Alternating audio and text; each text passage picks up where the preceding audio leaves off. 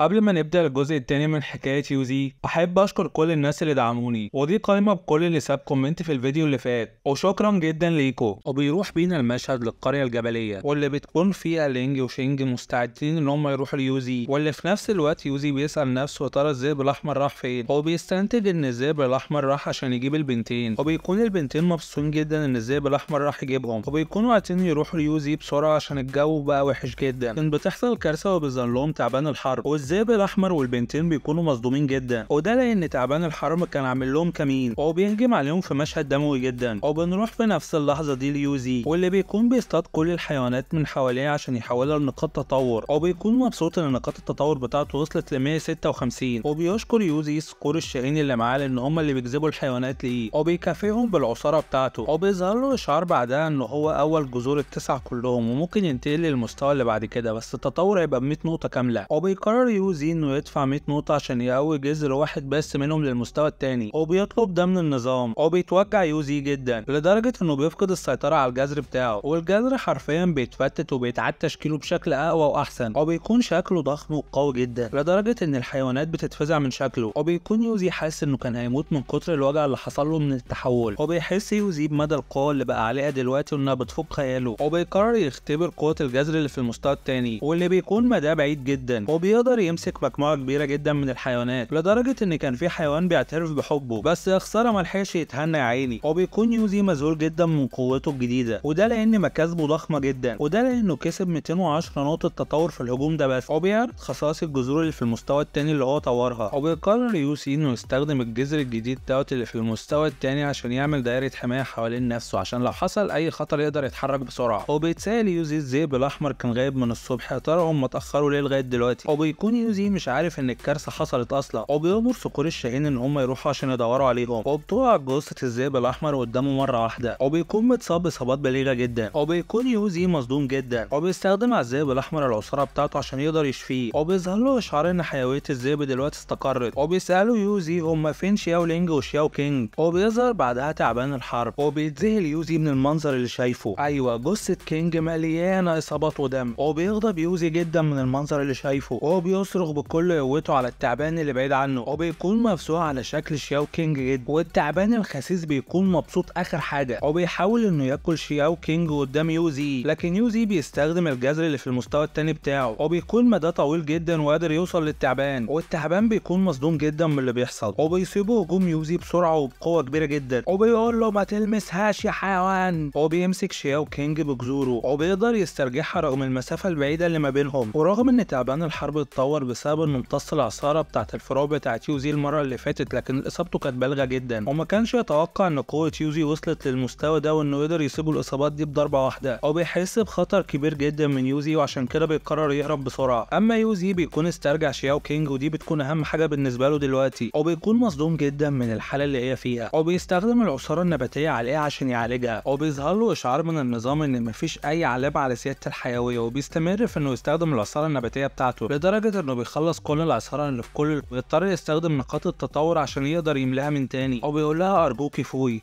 ارجوكي فوي. وبتكون الحيوانات مصدومه جدا وقاعده تصرخ بسبب شياو كينج واللي حصل لها، وبيأمرهم يوزي ان هم يخرسوا فورا. وبيظهر اشعار لم تظهر اي علامه على زياده الحيويه، الاستمرار في ادخال العصاره النباتيه. وبتكون حاله شياو كينج صعبه جدا، والحيوانات كلها مصدومه وبتراقب اللي بيحصل لها. وبيتصدم يوزي من الاشعار اللي بيظهر له، نقاط التطور الحاليه بتاعتك صفر. وبينتقل بينا المشهد بعدها لشياو لينج، وفي دكتور بيعالجها في القريه، وبيعرفوا ان حالتها صعبه جدا لان السم دخل قلبها وعقلها لما كانت بتجري لاتجاه القريه. وبيسأل زعيم القريه هل لقيتوا اختها شياو كينج ولا لا، وبيعتذروا له ان هم ما يقدروش يلاقوها، وبيزعل جدا وبيقع من طوله. وبيكون في صار شهير من بتوع يوزي بيراقب الموقف، وبيفهم يوزي ان حاله شياو لينج صعبه جدا، وبتكون الحيوانات متاثره جدا بسبب اللي حصل للاختين. حتى الذئاب اللي كانت محبوسه بتكون غضبانه جدا، وبيحررها يوزي من القفص. وبتكون الحيوانات كلها واصله لقمه غضبها بسبب اللي حصل، لكن في الحقيقه اكتر واحد كان غضبان هو يوزي، اللي كان غضبان غضب شديد جدا، ومفيش اي حد متخيل انه يوصل للمستوى ده. وبيقول لهم يا ولد بقى استعدوا للمعركه المصيريه فلقد بدأت الحرب. وبينتهي بينا المشهد بعدها قبلها بنص عام، وبنعرف ان في 17 حادثه حصلت للطيارات، وان في كمان اكتر من 20 سفينه غرقت. بعد كده المدن هجمت عليها سرب من الغربان المتحوله، حتى الكائنات البحريه اتحولت وما بتسلمتش من الموضوع. ومن ومن هنا بدأت حقبة الطاقة الروحية بصورة رسمية، وبيظهر مكان مليان بالبشر اللي بيدوروا على الحيوانات اللي اكتسبت قدرات كتيرة، وبيعملوا ده من خلال مستوى طاقتهم اللي بيكسر أرقام معينة. وبنفهم إن المخلوقات اللي طاقتها بتكسر 5000 نقطة الأسلحة العادية مش بتأثر فيها أصلا، وبيظهر له 8 أماكن الوحوش اللي فيها تخطت ال 5000 نقطة بشكل كبير، ومرة واحدة الشاشة كلها بتمتلي تحذيرات وإشعارات، وده لأن في وحش تخطط قوته 18000 نقطة، وبيكونوا مصدومين من القوى الوحشية دي لأن هما دي كده يعتبر نهاية العالم. وبنشوف بعدها إن تعبان الحرب بيهجم على الحيوانات اللي حررها يوزي، وبتكون إصابات البجعة شديدة جدا، وبيستخدم الثور بكل قوته العضلية، وبيهجم بسرعة على تعبان الحرب لكن بتتكسر قرونه من الصدمة. أما تعبان الحرب بيكون متصابش أصلا بسببها. وبنفهم إن تعبان الحرب مبتدئ في الطور التاسع، وبيستمر الحيوانات إن هما يهجموا عليه، وكل واحد بيطلع غله جواه فعلا، وبيهجم على التعبان في منتهى الشراسة، وكل ما يفتكر ذكرياته مع البنات يغضب أكتر ويفضل يعض في التعبان، وبيقرر إنه يهجم على التعبان حتى لو كان عارف إنه هيموت من كتر الغضب اللي جواه. لكن فرق المستوى بيكون كبير جدا، وبيضربوا التعبان على وشه وبيرزعه في الأرض حرفيا من قوة الضربة، وبيخرج بحتة من جسم التعبان من كتر هو ما كان ماسك فيها من غله. وبيهجم ذئاب العاصفة بعدها على التعبان، وبيقدروا إن هم يصيبوه في عينه في أجزاء من جسمه، لكن التعبان بيلف جسمه كله وبيهاجمهم مرة واحدة، وبيكون التعبان ابتدت الإصابات تأثر على عينيه. وبيظهر بعدها الذئب الأحمر اللي بيكون في منتهى الغضب، وبيقرر إنه يستخدم كل طاقته حتى ده لو كان هيأثر عليه بالسلب، أهم حاجة إنه يقتل التعبان دوت. وبيهاجم هو والتعبان على بعض، وبيقدر الذئب الأحمر إنه يصيب التعبان في وشه، وبيتألم التعبان جدا من قوة الضربة، وبتكون قوة وسرعة الضربات بتاعت الذئب الأحمر شديدة جدا، وبيحاول إنه يصيب تعبان الحرب بأي ثمن. لكن درع تعبان الحرب بعد ما اتطور بيكون زي الدرع الألماسي بالظبط، وبيرد التعبان الهجوم على الذئب الأحمر في منتهى الشراسة، لدرجة إن الهجوم بيأثر على المكان كله، وبيصرخ الذئب الأحمر كأنه بيقول له رجع البنتين للحياة. حتى سور الشاهين بتستخدم أقوى هجوم عندها، وبيكون الهجوم ده من كتر سرعته بيقدر يأثر على التعبان، وبيقدر يكسر الدرع بتاعه بسهولة، وبيهجم عليه الذئب الأحمر وبيستغل الفرصة ديت، وبيستموت حرفيا في الهجوم عليه. حتى صقور الشاهين بتجمع كل طاقتها، وبيرجع بينا المشهد لصقور الشاهين وهي صغيرة بعد أمها ما اتاكلت، وإن هما في الوقت ده كانوا خلاص قربوا يموتوا، وده بيكونوا في الفترة اللي اتعرفوا فيها بيوزي. وبما إن يوزي ساعدهم وكبرهم فهم عايزين يردوا له الجميل، وبسبب إن هما اتفاجئوا من اللي حصل لشياو كينج، وبسبب كمية الحزن العظيم اللي فيها يوزي دلوقتي قرروا إن مهما كان التمن واللي هيدفعوه حالا، وإن هما لازم يهجموا بكل طاقتهم، وبقى هجوم عندهم على التعبان عشان يجيبوا النصر ليوزي مهما حصل. واللي في نفس اللحظة دي التعبان بيكون مصدوم جدا، وده لأن الهجوم بيكون شرس وقوي جدا عليه، والهجوم بيكون مؤثر في محيط كبير جدا، حتى الذئب الأحمر اتأثر بيه، وهو بيصرخ التعبان من قوة الضربة، واللي حرفيا بتخليه يتزق المسافة بعيدة جدا، وكل ما اتزق أكتر كل ما صقور الشاهين اتوجهت ليه بشكل أسرع وأقوى، وبيحاول التعبان إنه يتصدى للهجوم، وبيقدر إنه يلف جسمه ويهاجم صقور الشاهين، وبينتهي اليوم الذئب الأحمر عشان يشوف اللي حصل، وبيكون إن صقور الشاهين كلها اتهزمت، وبيكون تعبان الحرب فقد الوعي، وبيشوف الذئب بقية المجموعة، وبتكون كل الحيوانات فاقدة الوعي حرفيا، حتى الذئب عنده إصابات كتيرة جدا، وبيقوم تعبان الحرب من تاني وكأن مفيش أي حاجة، وبيهجم على الذئب في منتهى الشراسة، لكن بيقدر يوزي إنه يدافع عنه بالجذع بتاعه، وبيبتدي ينشر ضباب الهلوسة في كل حتة، وبيقول لتعبان الحرب أخيرا مسكتك ومش هتهرب من هنا تاني، وبيكون تعبان الحرب مصدوم جدا من اللي بيحصل له بسبب الهلوسة، وبيخرج يوزي الفروع بتاعته من تحت الأرض،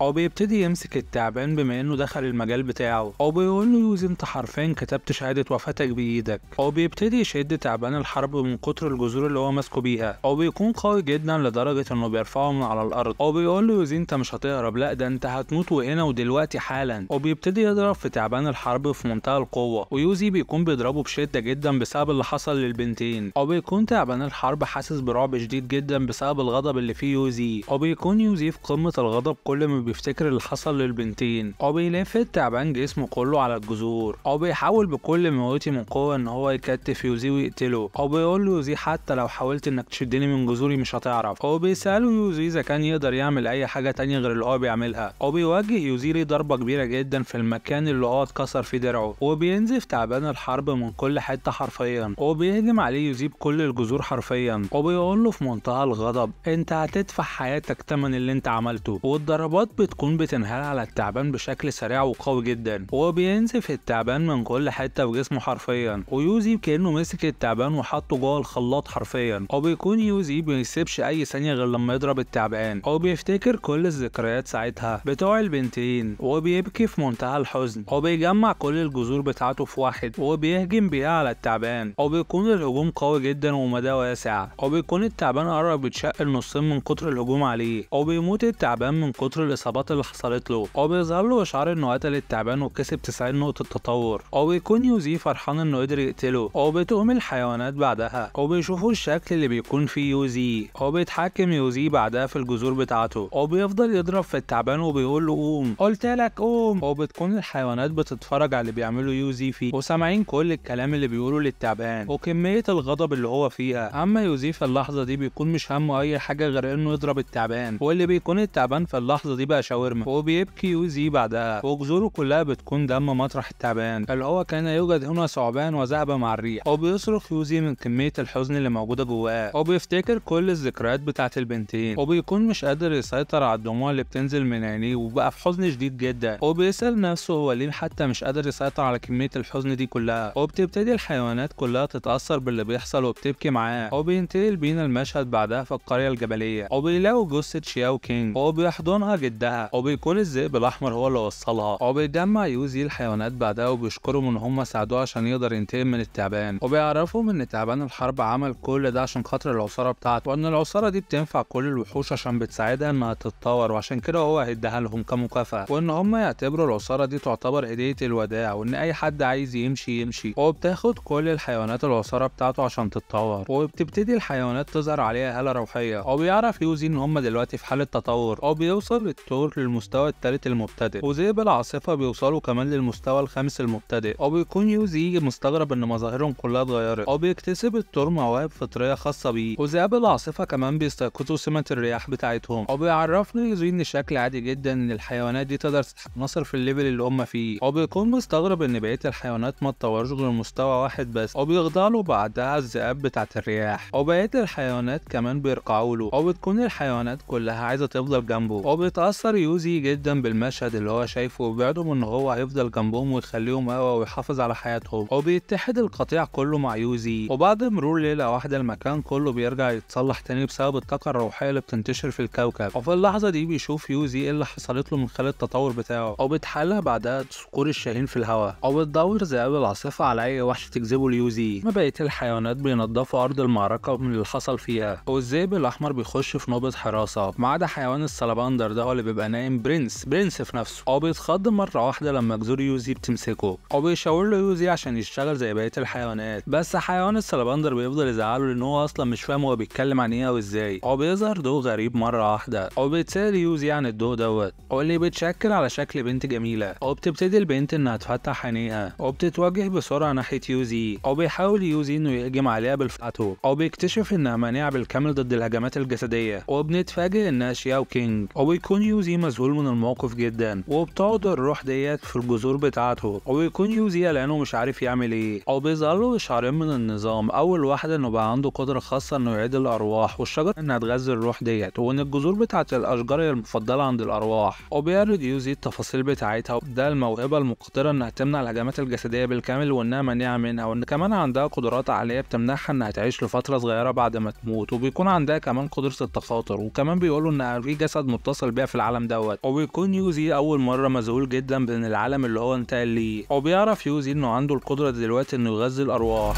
وبيحيط شياو كينج بكل الجذور بتاعته، وبتساله الروح انا فين وانت مين، وبتكون محتاجه تعرف هي كمان مين لانها فقدت الذاكره بالكامل، وبيعرفها ان هي اسمها شياو كينج، وبيقول لها ان المره دي هيحميها ومش هيسيبها تبعد عنه تاني ابدا، وفي اللحظه دي حيوان السلباندر بيكون مصدوم جدا، وده لانه مش بيقدر يشوف الارواح واللي بتكون شياو كينج، وبيسمع يوزي وبيقول ان انت شخص مهم جدا ليا، وبيحرج جدا وبيحس ان الكلام ليه مع انه اصلا موجه لشياو كينج، يلا دي عبيط، وبتقول له الروح انها حاسه ان في ضوضاء كتيره جدا في عقلها، وبتحس ان في ناس كتيره حواليها قاعدين يقولوا شياو لينج، وانها قاعده تسمع اشخاص بيبكوا ان هي متضايقه قوي بسبب اللي بيحصل ده، وبيفتكر يوزي انها بتستعيد ذكرياتها بسبب ان شياو لينج دلوقتي في غيبوبه، وبيتسال اذا كانت شياو لينج برضه سابت روحها جسمها ولا اندمجت مع شياو كينج بما انهم توأم، ما بقاش عارف شغل الارواح ده ينتهي بيه على ايه، ويوزي بيسال نفسه اذا كانت العصاره بتاعت جوهر الحياه بتاعته هتشتغل عليها ولا لا، وفعلا بيديها من العصاره بتاعته، وبسبب ده بتكبر الروح شويه من اللي هي كانت فيه، وبتقوله انها قادره تشوفها دلوقتي، وبيسألها يوزي هي تقصد ايه بالظبط، وبتقوله ان هي مش هتقدر تقوله لكن هتوريه بنفسه، وبتنقل وعيه للمكان اللي فيه شياو لينج، وبتصدم يوزي لان هو موجود بوعيه جوه وعي شياو لينج، وان جسمه زي ما هو في مكانه لكن وعيه بس اللي انتقل، وبيكون يوزي شايفهم وبعدين يبقوا عليها، وبتقوله روح شياو كينج انها حاسه بحاجه غريبه وانها تقدر تتحكم في جسم البنت ديت، وبتتحرك ايد شياو لينج فعلا، وبيكون يوزي مذهول جدا من اللي بيحصل، لكن مره واحده بيختفي وعيه من الانتقال وبيرجع للشجره بتاعته، وبتقوله الروح انها وصلت للحد بتاعها وان ده مرهق جدا، وبنعرف ان روح شياو كينج ممكن دلوقتي انها تستحوذ على جسم شياو لينج وكمان تتحكم فيه، وبيتسأل يوزي اذا كانت هي تقدر تعيش كشياو لينج وتواصل انها تعيش معاه في العالم دوت، وبيظهر شخصيتين واقفين عند الوادي، وبيكون دول هما الاتنين البشر بتوع المنظمة، ويا ترى ايه اللي هيحصل في الاجزاء اللي جاية؟ ده اللي هيحصل، بس تابعوني واشتركوا في القناة ودوسوا لايك عشان يوصلكوا كل جديد، وشكرا جدا ليكم.